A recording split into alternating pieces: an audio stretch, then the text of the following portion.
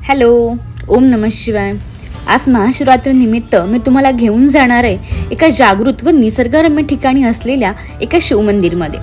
Actually हा video ना last time मी गावी गेले होते तेव्हाचाच आहे, पण शूट आणि ट्रॅव्हलमुळे मला एडिट करायला वेळच नाही मिळाला.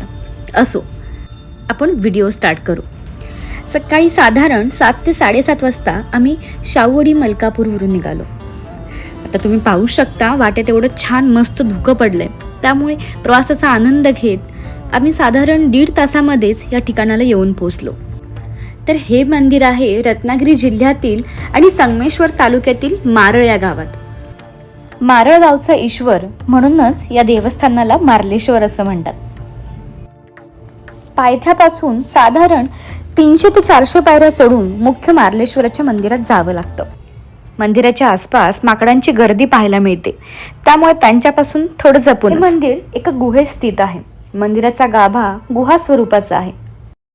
या मुख्य मंदिराच्या प्रवेशद्वारा शेजारीच आपल्याला गणपतीचे दर्शन होते आणि आत गुहेत गेल्यावर एक मार्लेश्वराची आणि दुसरी मल्लिकार्जुनाची अशा 2 स्वयंभू शिवपिंडींचे दर्शन होते. मल्लिकार्जुन आणि मार्लेश्वर हे दोघे भाऊ असून मल्लिकार्जुन हा मोठा असल्याचे मानले जाते.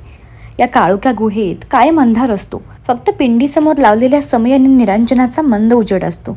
या गुहेत अन्य कोणताही दिवा लावण्यास मनाई आहे. असे म्हणतात की शिवपिंडींच्या मागे कपारींमध्ये असंख्य सापांचे अस्तित्व आहे, मात्र या सर्पांचा कोणालाही उपद्रव झाल्याचे ऐकिवात नाही. मंदिराच्या बाहेरील बाजूस आल्यास दृष्टीस पडतो तो हा धारेश्वर धबधबा.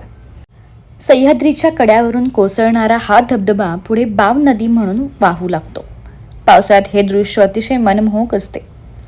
परत निघण्या अगोदर आम्ही तिथे झुणका भाकर, मिसळ, कांदा भजी यावर मनसोक्त ताव मारला. तर तुम्हाला हा व्हिडिओ कसा वाटला हे नक्की कळवा. याशिवाय तुम्हाला अजून काही माहिती असेल तर तीही माझ्यापर्यंत पोचवा. आणि हां, आपल्या चॅनलला सबस्क्राईब करायला अजिबात विसरू नका. चला मित्रांनो, भेटू पुढच्या एका नवीन व्हिडिओमध्ये एक नवीन माहिती घेऊन. Thank you, bye.